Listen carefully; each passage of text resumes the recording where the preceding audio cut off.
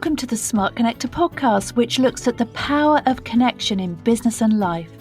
Featuring solo episodes as well as a range of exciting interviews with entrepreneurs across multiple sectors, we offer tips and advice to build your impact, wealth and success, attract others for all the right reasons, and become a smart connector, the architect of your amazing business and life. Welcome to today's episode of the Smart Connector podcast. My guest is Bill Schley, an award-winning brand expert who began his career as a writer at the legendary New York ad agency Ted Bates, which the series Mad Men was based on. Bill is author of the best-selling book The Microscript Rules: How to Tell Your Story and Differentiate Your Brand in a Sentence or Less, among several others. In this powerful and insightful discussion, we discuss the concept of the dominant selling idea, as well as microscripts, which are marketing messages that tell a story and evoke powerful emotion. They're those short phrases that people repeat to others and that stick. Microscripts are used everywhere, but especially in brand marketing and the political arena. And we also talk about Bill's time at the Ted Bates agency and his exciting new initiative, the Brand Titans Master Course.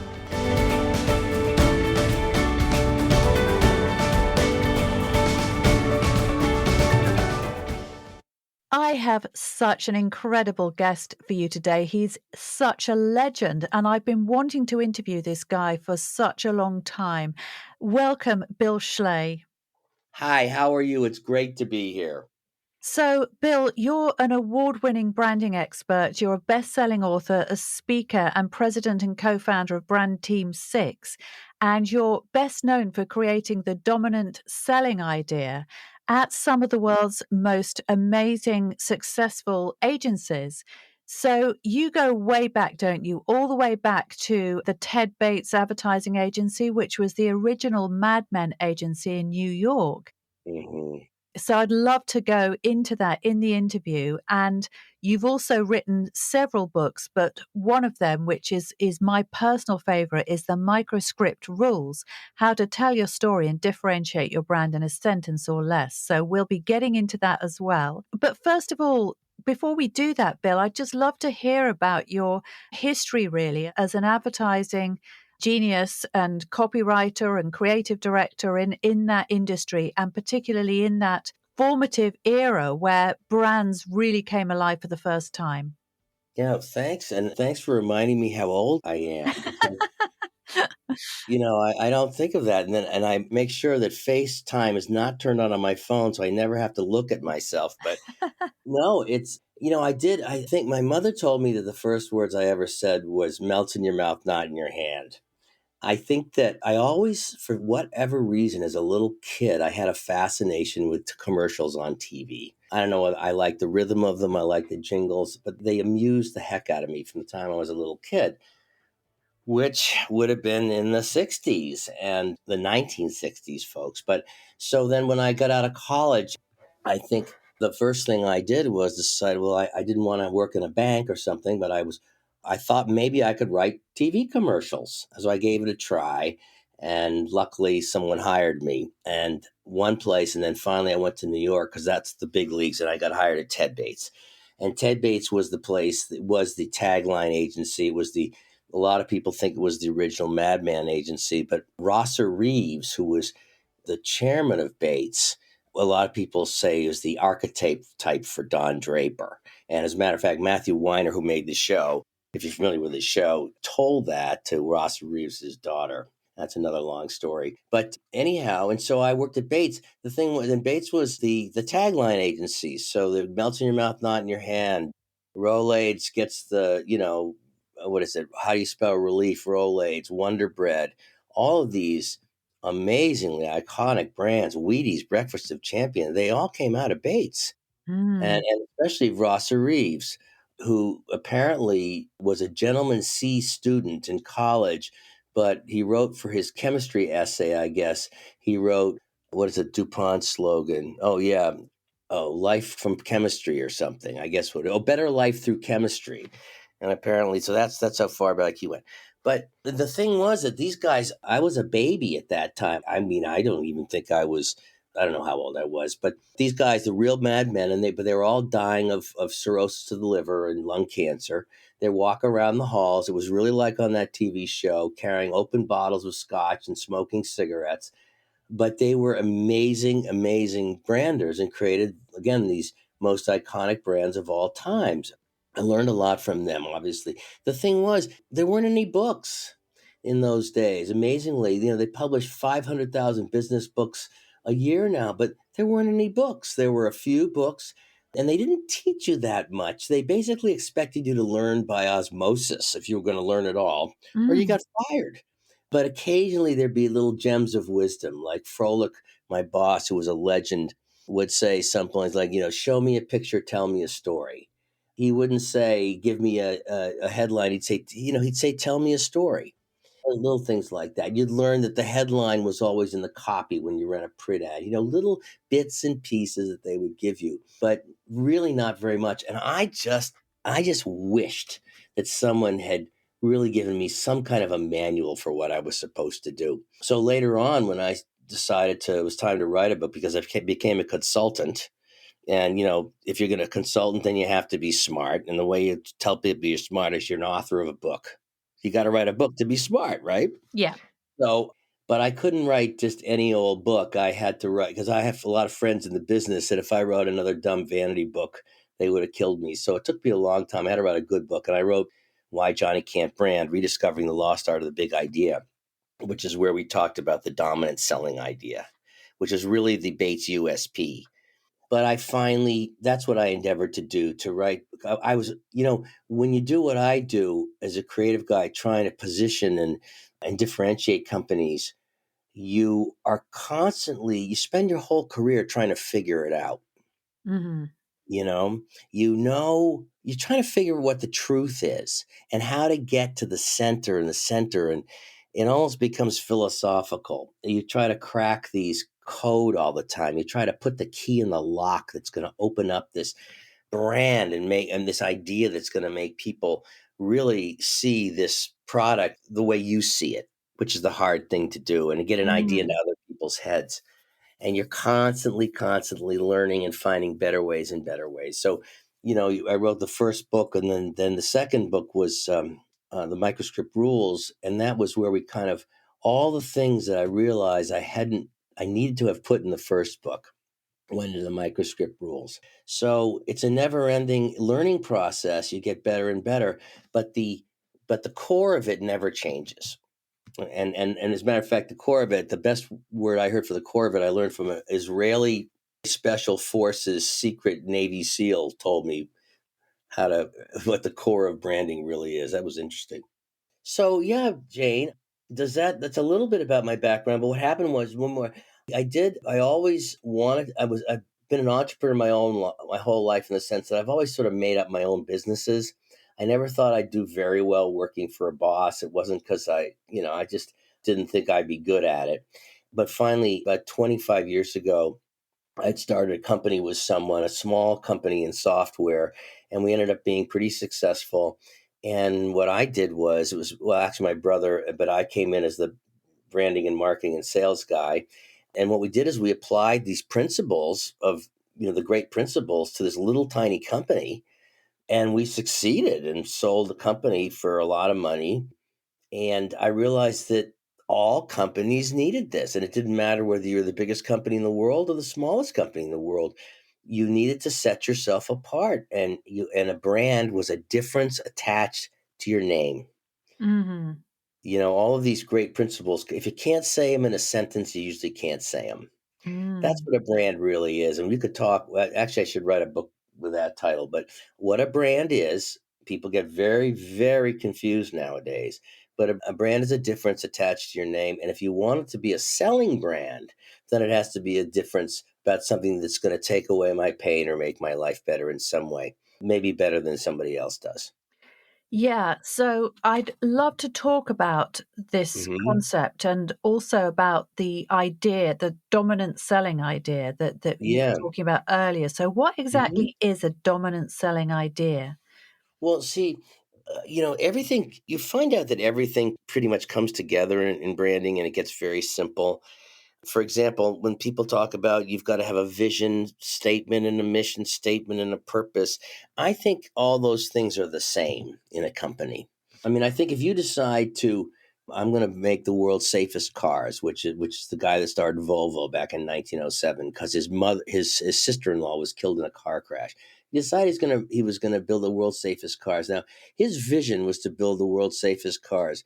His mission every day and everybody in that company was to come to that place and build the world's safest cars. And their purpose was to make the world's safest cars. Now you could say, well, the purpose was to make, healthier, happier families because their loved ones didn't die in car crashes. But that was no, it really was to make the world's safest cars. And you know what his difference was? His brand, his difference was we make the world's safest cars. And so his positioning was, what's your position? We make the world's safest cars. If your brand, what you brand for, and I thought of this in the car yesterday. What it might be a bad one, but if what you brand for is what you stand for. It's that simple, okay? And it's that difference that sets you apart that's going to make my life better in some way. So anyway, a dominant selling idea means that if you that difference better be the big most important difference that you really offer to people, and it should be something that you can be number one in your category. That's very important. Mm. That the difference be something you can say, in our category, we're the best at this. Now, people sometimes say, well, yeah, but there's a lot of other people and I have a lot of competitors. Yeah, but if somebody, usually they don't own a position. And if they do, then there's always a new position you can find and be number one in that. Always. It's on every day in branding. But a dominant selling idea, if you break it down, this one idea. First, it's 5 things. It's superlative. It says, we're number one in this thing. Okay.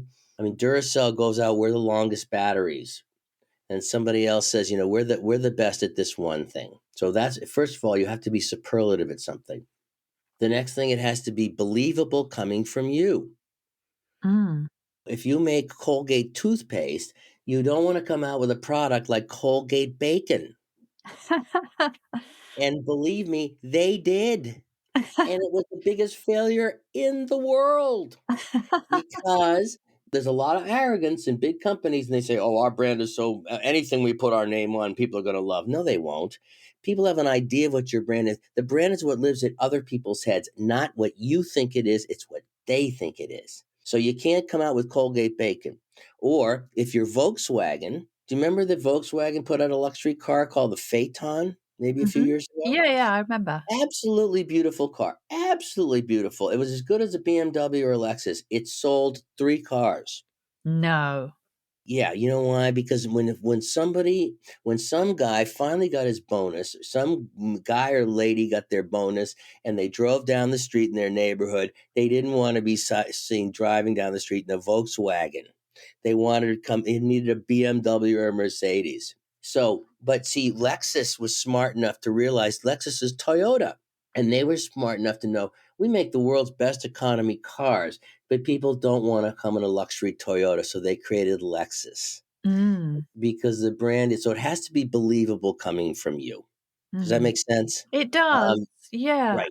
The other thing is it has to be important. It has to be something someone wants. So if you own a store that sells clothing and you say, we have the largest selection of brown ties in London, I don't know if that's where I'm gonna run to get a birthday present from my boyfriend. You know what I'm saying? I mean, so what do we have? It's the idea you have to, it's superlative. We believe we're the best at something. We do things that no one else does, and we can talk about that later too. It has to be believable, has to be important, something I want. Then it has to be measurable. You have to perform what you do. So you actually prove what you do with your performance. I can see it working. All right. I mean, if someone buys a Mercedes, it looks like a Mercedes, and they open the door and they sit in it, and it smells like a Mercedes, and the seats feel like a Mercedes, and they turn on the engine. You know what I'm saying?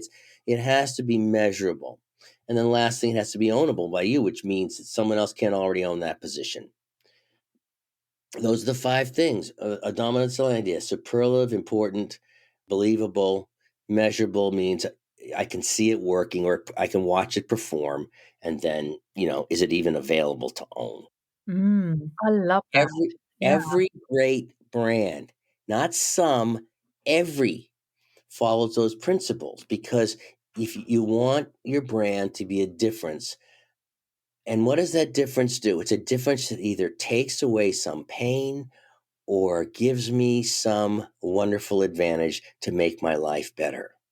Mhm. Okay. And as long as human beings are not cyborgs and machines, but human beings, as long as we're emotional beings, we have feelings, we're going to want pain taken away, or we're going to want to get some advantage or pleasure we didn't have before. Mm. And it doesn't matter whether I'm selling the most boring software in the world or I'm selling perfume, or it's always comes down to that human part of the equation. The problem is that people, and that's the message, that's the position, that's the differentiation that sets you apart. And it's more important today than ever when there's 5 zillion products running around. Mm. And let me finish my big soliloquy here.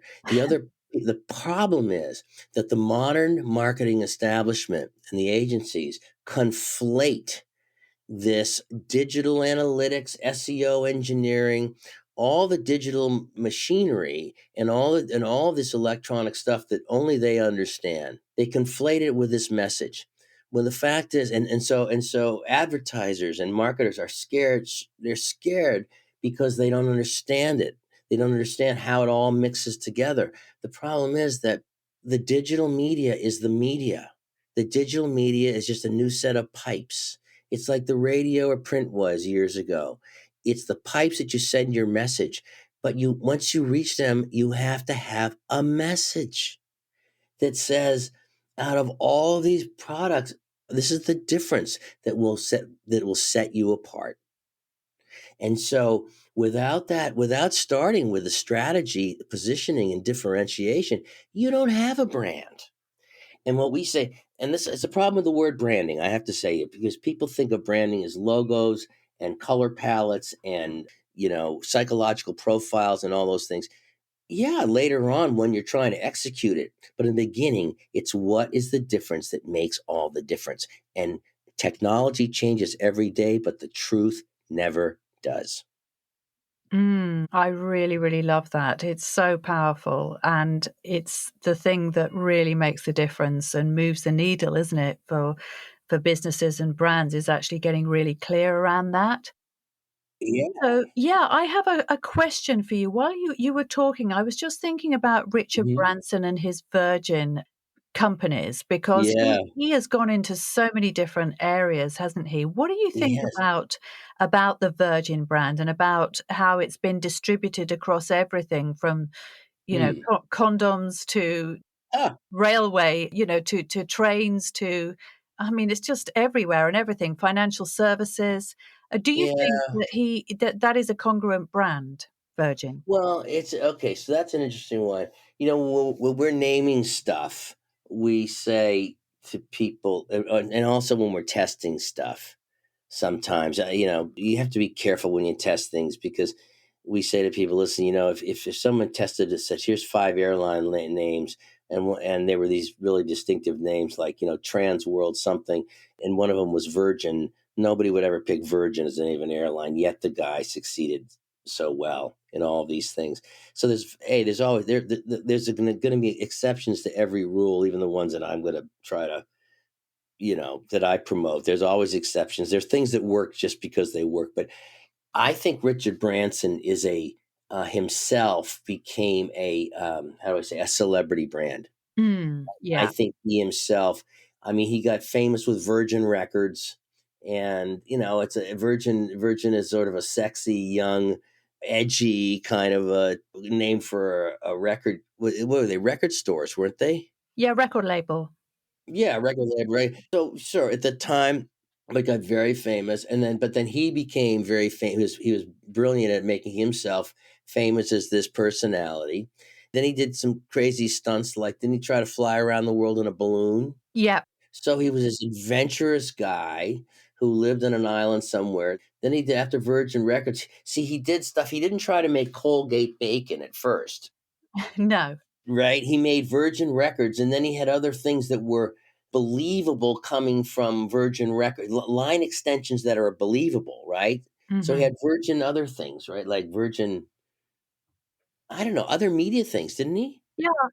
But they weren't, he didn't go off and start Virgin sailboats right away. But then eventually, I think it got so you realize he's a little bit like Elon Musk, right? Hmm. He became so famous as such an entrepreneur in his own right that he could break the rules, and anything that he started people were interested in. Does that make sense? Because he became so the brand became synonymous with him to some extent. Yeah. And he was an adventurer and an Yeah. entrepreneur and an inventor. So you could say, you see, I mean, he could come up with Virgin vacuum cleaners, and people, I think, at this point was so he's a little bit of a outlier in that way, I think. Yeah, I guess Does that make it's sense? just his personal brand really, isn't it? That is so big. It's a huge, huge part of it. Yeah, Right. yeah, So, but it was associated with adventure, entrepreneurship. He was another Elon Musk. I mhm, mean, look at Elon Musk is doing cars. He started PayPal or something. yes, But then he gets all. Then he does Tesla. Then now he's doing spaceships, and you start to associate any entrepreneurial thing in the world is coming out of this great inventor's mind. So yes. I think that's a situation with him. Most people are not going to be in that situation, Jane. No, that's true.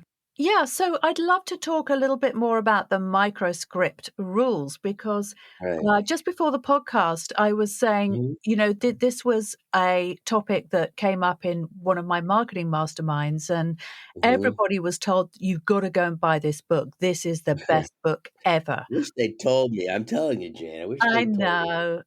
I'm going to contact. I think I'm going. I want you to give me the email of that gentleman you talked I about. That will. I apparently, will. I wish I should contact him. Oh, But yeah. He would love you, I'm sure, on his show because he sure. loves what you do, but the thing is, I think he's probably taken all of your ideas and he's probably, incorporated them into his messaging, which is why he's very clear. He's a good communicator because Unbelievable. he's learned from Unbelievable. you. Sure, well, that would be great. Here's the thing, what happened with microscripts was, so we wrote about the dominant selling idea, but there was a missing piece, because what happened once you had your big idea of a difference, you had to understand that people don't think in strategy.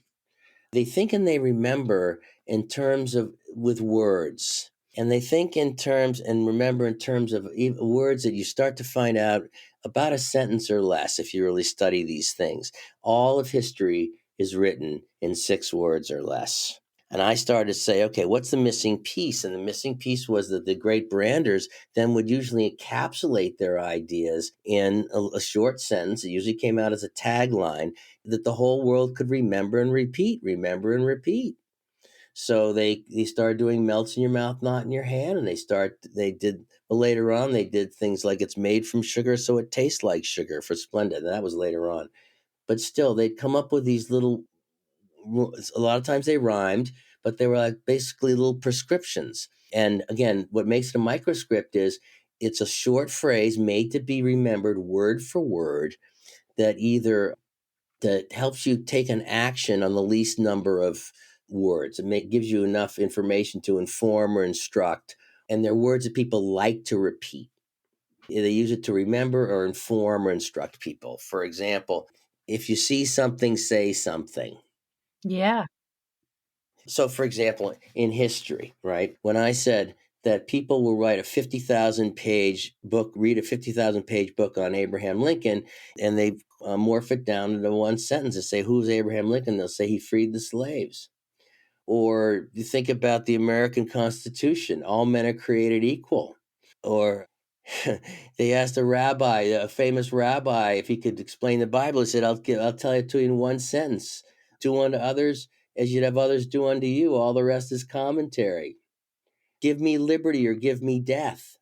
Workers of the world, unite. You have nothing to lose but your chains, Mm. right? Women want equal pay for equal work. The domino theory. All of history is remembered in 6 to 8 words or less. And I promise you, so are brands. If you have a brand, if you have a message, break it down to these kinds of scripts. What do you remember about Franklin Roosevelt or Winston Churchill, the greatest one of them all? What do we remember? We remember a phrase, 6 phrases maybe about Churchill, don't we? Hmm. Can we remember them by heart? And there's an unlimited, your brain has an unlimited ability to remember these little scripts. Now, even your mother, when she raised you as a little child, gave you these little, a rule, and she gave you a little microscript. She'd say, in America, look both ways when you cross the street. She'd say, where there's smoke, there's fire. Yeah. Later, she said, the early word bird catches the worm. She'd say, it got on and on. There's a million zillion of them. And so in branding, what we found out, the greatest branders of all times were delivering you a message and then encapsulating in this little unforgettable script that, again, that nobody could forget. Now, today, the reason they're more important than ever is that what they really are is they allow people to tell others about things with word of mouth, which is still the most powerful medium there is. So you hold up your smartphone, all your smartphone uses a word of mouth machine, Hmm. except it's so powerful you can word of mouth around the planet in 1 second. Used to be you could just do it across from one cave to another. Now you can, it's the caveman's favorite medium. But so here's ready. All men are created equal. Give me liberty or give me death. Work as the world unite. Do unto others as you have others do unto you. Our Father who art in heaven, hallowed be thy name. And then I talked about later on the O.J. Simpson trial, where, I mean, it's famous around the world, where Johnny Cochran said, if the glove doesn't fit, you must acquit. 30 years later, it's the only thing anyone remembers. And so we realized, so here's some of the ones that the great guys wrote. They laughed when I sat down at the piano. One of the it's supposed to be the most famous tagline of all times. Wheaties, breakfast of champions. Chunky soup, the soup that eats like a meal. It's not TV, it's HBO. Timex watch takes a licking and keeps on ticking. Get Hall's mentholyptus with vapor action, the ultimate driving machine. You're in good hands with Allstate. What happens in Vegas stays in Vegas. Is it true that blondes have more fun? It softens hands while you do dishes. Or a diamond is forever. Yeah. This is what they knew. And they didn't call them microscripts, because I did coin that term, which is probably the best one I ever did. But they're critical. I was just thinking when you were saying all of those, it's strange Mhm, the impact that they have on the brain because I'm mhm. almost like in a trance listening to them. That you do. That's Yes, you the are. impact that they have. They're so powerful because they're really conjuring up this idea and this story that is so clear. Yeah, you're so right. Yeah, and Yeah. to hear one of them after another, literally, Mhm. it as I said, it almost puts Mesmerizing. me into a trance. No, you're right, because see, I'm forgetting my own definition. You're right, because what they are is story bites. They're story bites. What they do is they either tell you a whole story. For example, if I say Splenda, you know Splenda, right? It's Mhm. made from sugar, so it tastes like sugar. That's 8 words. That's a whole story if you want to think about it. I can write a Yeah. whole essay on that. It tells you it's made from sugar, so therefore it sounds like it's more organic, which it isn't, by the way. But it sounds like it's more organic, made from a natural substance, and so therefore that's a reason to believe that it doesn't have an artificial taste. Look at how much information is in that little story. It's made from sugar, so it tastes like sugar. So, or it either tells or it triggers a story in the brain. Do you remember? It's like a Yeah. movie. Yeah, I think that's the interesting thing about it because something like that, you can think, well, actually, there could be a whole report, there could be a paper, there could be like a white paper or a magazine article or even a book written about that, about all the processes and so on. But the way that it creates that shortcut is just, as I said, it literally just, oh my God, so the way that it simplifies it gives it huge power, doesn't it? It does, and here's something else too. You're in the UK, so I have a feeling of what politics might be on the subject of Mr. Donald J. Trump. Hmm. But Donald Trump understood this, Yeah. and he was willing to use it relentlessly and for all what I think are the deplorable purposes that he wanted to use these things for, because they're obviously they can be used for good or evil. They're so powerful. Yes. So, I mean, Winston Churchill used it to save the world. Donald Trump used it to almost destroy democracy, right? Hmm. Here's what Hillary Clinton, the Democrats would give you a whole paragraph or a white paper. Here's what Trump gave you: Crooked Hillary, Little Marco, Low Energy Jeb. He's talking about Jeb Bush. He called, what's his name, Pocahontas. Okay, ready? Make America Great Again. We're Yeah. going to build a wall and Mexico's going to pay for it. Fake news. The election is rigged unless I win. Drain the swamp, the deep state. Lock her up. We'll win so much you'll be sick of winning. Bring back the stolen jobs. I'm a businessman. You know how much? How many the Clintons and the Democrats gave him? None. Mm. Do you think about that? Bring back the stolen jobs. Oh, everything, There's a story behind that, isn't there? A all of huge it. story. All of it, all of it. But the thing is, but the biggest one, I think the most powerful and most deadly one was fake news. Because, Mhm. these things go around the world too. They're so powerful. I did a speech in India once, and I said I was doing a little thing on microscripts, and I said, I'll say the first part of the sentence and you complete it. This was in India, in Mumbai. I said, if the glove doesn't fit, I swear to God, the whole audience went, you must have quit. And that was before the internet. These things are that powerful. Yes. And what's also interesting is that you can be, I mean, you're talking to somebody about one of these and say the first half of one, people complete it for thoughts they haven't had in 25 years. Mhm. 25 years hadn't thought about. When you say the first part of the microscript and they just finish it like it was, like top of mind. It's remarkable how the brain works that way. Yeah, yeah, and I was just thinking as you speak, Mm. it's a reason why a lot of people, they bring these ideas into adulthood that no longer serve them because they heard things like money doesn't grow on trees. Yeah, right. And Right. so and because it was so powerful and it was one of those microscripts, it just sticks with them in their brain forever and ever and ever, and they just believe that Yeah, actually, my life can't be abundant, I've always got to be scared of money, and so if that one phrase has that power, it does. as Well, you said, here's yeah. another one. Here's another one. The war in Vietnam. Okay. Worldwide tragedy, tragedy for the US, unspeakable tragedy for the people of Southeast Asia. Okay. The reason why we fought the war in Vietnam for trillions of dollars and millions, literally millions of people died, was because a two-word microscript called the domino theory. Now, everybody in America, every kid from 6-year-old on up to grown-ups understood well, actually three were with the domino theory, right?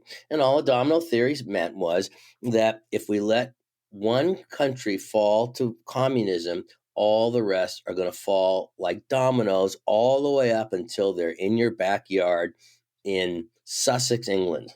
I mean, or in Cleveland, Ohio, right? The domino theory. And that idea gave people not only a reason to believe and a reason to justify that whole process, the domino theory. And think of what the domino theory, look at the picture it puts in your mind. Yeah, You exactly. can see it, you can hear it. It makes so much sense. And it's like, oh my God, it's so obvious. And the thing that was so insidious was the domino theory wasn't true. It No. wasn't true at all. Right? As soon as we got out of Vietnam, it turned out the Vietnamese have been fighting invaders for 5,000 years. They weren't going to let any. They weren't going to let. They were basically fighting for their own independence. Mhm. But at the same time, that thing influenced. I mean, that's how powerful they were, and you start to get into this stuff, and then you realize there are all kinds of psychological reasons. The brain loves microscripts so much because in times of danger or jeopardy, the brain things get very very simple, and what you do is what the brain does it actually wants less data, not more, Yep. to be able to. So it wants to act as quickly as it can on the least amount of data. So too much data makes it dumber. Yeah. And you'll notice the brain, if things get very, very simple when all of a sudden you're swimming, you're snorkeling, and there's a big shark staring in your face. The brain gets very, very simple. So the thing about simplicity in these microscripts is that what you're doing is you're giving someone a rule to file away in the overhead bin that gives them the best prescription for action in the least amount of thinking, basically.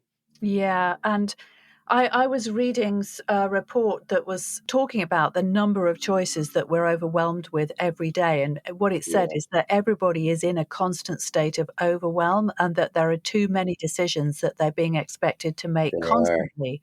And There so are. the people that actually create messages that are that have some simplicity, Mhm. they're going to get noticed because they're creating those shortcuts that people are literally craving. They are. They are. And they are. There's mental shortcuts. The thing is, you find that the brain. See, the executive part of your brain is has about 40 watts of energy in it, and that's the evolved part of our brain, that frontal cortex, the part that has to think about stuff. But when it has a little microscript to remember, it doesn't have to think. So there's a whole evolutionary reason why we shorthand everything like this, why we reduce it down to the simplest idea that makes sense, that fits with our own story of how of life works, and we file it because it's you can instantly retrieve it, and the brain knows what to do without having to waste energy. And the executive, see, here's another one, these little microscript, it comes from these little rules of thumb that our brains run on, called heuristics, little rules of thumb. And Mhm. that's a lot of times microscripts give you a little rule of thumb to do something, like look both ways when you cross the street, or where there's smoke there's fire, stop, drop, and roll. What happens if these little rules of thumb, if when a little kid, throw a ball up in the air for a little kid to catch, little kid naturally knows how to catch it because Yeah. he's born with a little rule of thumb. It's called the gaze heuristic. Keep your eye on the ball, and as long as you do that, it'll intersect with you. And then he's born with that. So is a falcon catches a prey in flight. Same thing. You're born with. So the brain could either do 1,000 different calculus equations every time you throw the trajectory, or it can just remember, fix your gaze on the ball. Yeah. That's how you see. There's no thinking involved. It knows what to do. All this goes forward to branding. Yeah. Is it right? It's pretty fascinating, and it's why the simple message always wins, but it's also why you want to give people a little rule that they accept and let them remember it when you're trying to brand something. You're trying to put an idea in someone's head that sticks there. There's no more powerful principle than this. I really love that so much. And of Mm, course, the thing about simplicity is that freedom is also associated with it, isn't it? Because, if you're actually freeing up your, if you like, space in your brain, then yeah, it's a very good feeling, isn't it? Because we all need less mental clutter. And it's a bit like do. living in an uncluttered environment. It just feels good, doesn't it? Yeah. Do you know why people like brands, Jane? Why we like brands? It's because we go back 10,000 years. It's the ultimate brain heuristic, a rule of thumb. The one I know is the one that's safe. That's the Yeah. heuristic. That's a primitive heuristic. The one I know is the one. So we're familiar with brands. We know what they are. We feel comfortable. We're not afraid. Takes away the risk of buying. We Yeah. reach for the brand. The Yeah. one I know is the one that's safe. That's how simple it works. Wow, I just love that thought. The Yeah. one I know is the one that's safe. I'm gonna remember that. Well, you can remember that, and you remember things like, I want you, the people who listen to this podcast, to remember a brand is a difference attached to a name. And the fact is that you can have the best digital marketing on the planet, but if you don't have a message to go through, once I get their attention, I have to sell them something. And remember, you can have well, okay. Here's what I learned back from Mad Men. You can put a bear in a pink tutu and have it dance a jig on the roof of your house. A bear in a pink tutu, and the whole town will come out and watch the house. Well, the whole town come out to watch, but not a single person will want to buy the house. You can get all their attention. You see these ads that you don't even know what they're about, and they're telling people it's all about attention. Sure, it's about attention. Then you have to give them a reason to spend their money and choose you over the five other choices that they have. And if you Mm, don't do that, you're not doing your job. And you must, we say, idea first, everything else later, including your naming. So the idea is that difference. When you're branding, you're not branding anything unless you figure out this idea, the center of what the product is, in that dominant selling idea. Hmm. And Yeah. that's gets you on the way to, there's a whole process we write about in the books, but then that gets you on the way to coming up with your micro scripts and really having the core of everything. And then from that, now your website writes itself, your pitch writes itself when you answer those questions. If you don't have Hmm. those things, you don't have a differentiated brand, no matter what Hmm. the digital people say. Yeah. So the message is clear that you don't differentiate your brand through colors and styling and visual means. That's secondary. You differentiate it through your message. Well, what those are is once you have the message of here's what we do that no one else does. This is the one thing the world needs us to do that only we can do. This is what we're famous for. What do you want to be famous for? We ask these simple, eternal questions because we're looking for the center of the whole thing. That's what I learned from the Israeli Special Forces guys. Where's the center? Where's the center? It's a universal theory of everything. Okay. So you're looking for that center, that difference that makes all the difference. Excuse me. Logos and color palettes, they're wonderful. They're essential. But what they become is the signage. When I drive into a mall and I see Best Buy with a signage, it says, oh, that's the brand I'm looking for. That brand here. This is where I go. This is my brand. If I look on a sports field and I see two teams with different uniforms, oh, I know the ones to root for. If I see Delta Airlines, they've got a big tail on their plane. It's the signage that points me to the brand that identifies and says, Yeah. this brand here. Yeah. So it's critical, Yeah. but it's not Yep. the I get it. difference. It stands, it just represents the difference and it helps make it familiar. Yes, remember we talked about the one I know, the one that's safe? It helps make it Mhm. familiar and consistent. All that's good, but that comes after you find out what's the Mhm. difference that makes the difference that's gonna make you the number one Yes. choice of Yes. customers every So a day. lot of my clients are consultants or they're coaches or they're, small business owners. Mhm. And when I say to them, what Yeah. do they do? I mean, obviously they come to me because sometimes they are struggling to get Mhm. sales for their business and to stand out. So that often they'll have Right. some trouble actually saying Mhm. what they do, or they'll describe it in a very generic way. So they'll say, well, I'm a female Mm. empowerment coach, or I'm a leadership coach, Mhm. or I'm an economic Yep. consultant or a political consultant or something Mhm. like that. So they'll describe themselves in that very, very generic Mhm. terms. So what would you Sure. say to people Mhm. like that? What would be the best way for them to develop a microscript for what they do when they are feeling, oh, there's so many people that do exactly what I do. That's the problem they have. Yeah, and it's a little bit of a paradox because in one way, every individual is unique and different. So in some ways, being a personal brand or being a celebrity brand is you start out as being as unique as a snowflake. Problem is that then there's 80 billion of Yeah. us. And I would say that remember we say the idea first. If I say, okay, now I'm going to give you here's a real basic one, Jane. It's not in the book either. I should have put it in. This it's how simple this stuff is. It's almost corny.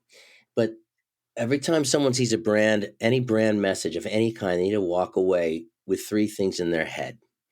So the three W's. What is it? Why do I need it? And why do I buy it from you? Those are the three W's. You can differentiate on any one of those. But the first thing is if someone says, well, I'm a consultant in X, well, okay, that's what is it? People do know that you're a consultant, you're not a Yeah. kindergarten teacher. They need to know, okay, but why do I need it is something about the benefit, which may or may not be obvious. But the last one is why do I Yeah. buy it from you? And it may be and sometimes those blend together. If you are a consultant, but you have to be a little bit creative here and you offer a specific process or you have a certain record of success or you are differentiated in some way because you are the one that all that very very famous people turn to. I'm just Yeah. making stuff up or something that is some sort of real sort of tangible thing that you can point to and say I'm the is the most powerful word in Mm. marketing. Well, actually, the most powerful two words are the only. Those are the two most powerful words. So if you say, when you say I'm an empowerment consultant versus I am the empowerment consultant who does Yep. blank. Yep. Do you see the difference? You want to find that thing that is definitive and that sets you apart and says and suggests that you are unique in a specific way. And it doesn't mean you may not discover that immediately. It may take you a few years even to discover what your specificity is, but you're just Yeah. positioning yourself really. So people talk about I want a personal brand. Sometimes you have to earn that Mm-hmm. personal brand. Or sometimes you have to make up you have to Yep. be creative. The other thing is, I will say this, I got this from Graham Weston, there are riches in Yes. niches, meaning that especially nowadays, the more you specialize, as long in an area that people need, the better Yep. you're gonna be, Yep. That's right. right? Absolutely. And yes, Right? definitely. Personal brands, everybody has this tremendous potential, but they take a little work. They do, but, you can do it. Yeah, well, listen, it's been such a fascinating discussion, Bill. I just want to thank you for taking this time to talk to us today. It's just been such an honor and a privilege because I really love your books.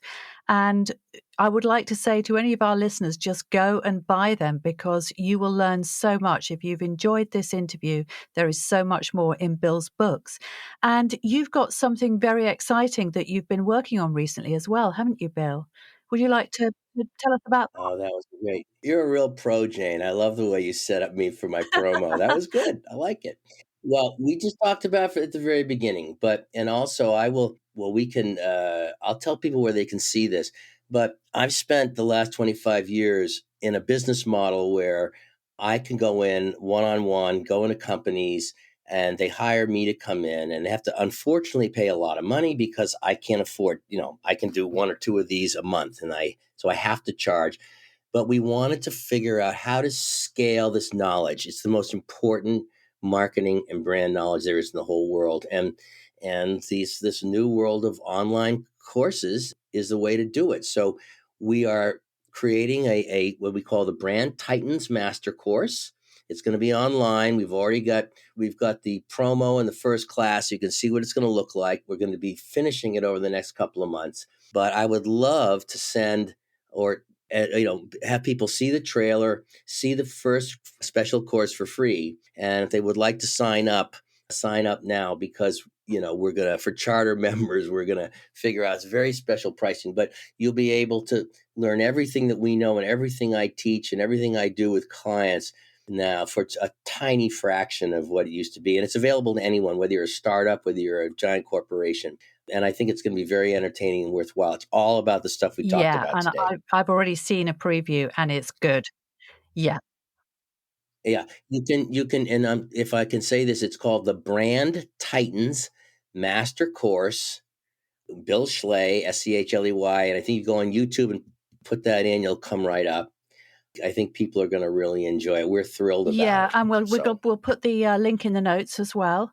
So you just have to go to sure, the, episode notes, and you'll be able to access it from there as well. right, right. Well, so Jane, thank you, and I'm so excited to have people in the UK is my Oh, favorite really? place in the world. I'm so excited that people actually know about some of these things in the Oh, UK. yeah, It's yeah, you great. have a movement, you have a following. Yes, most definitely. So I would Oh my god. We have to talk about that after the show, Jane. Okay. All right, well, thanks again, Bill, and we'll look forward to Yeah. releasing the episode and really can't wait for your course. Bye for Okay, now. wonderful.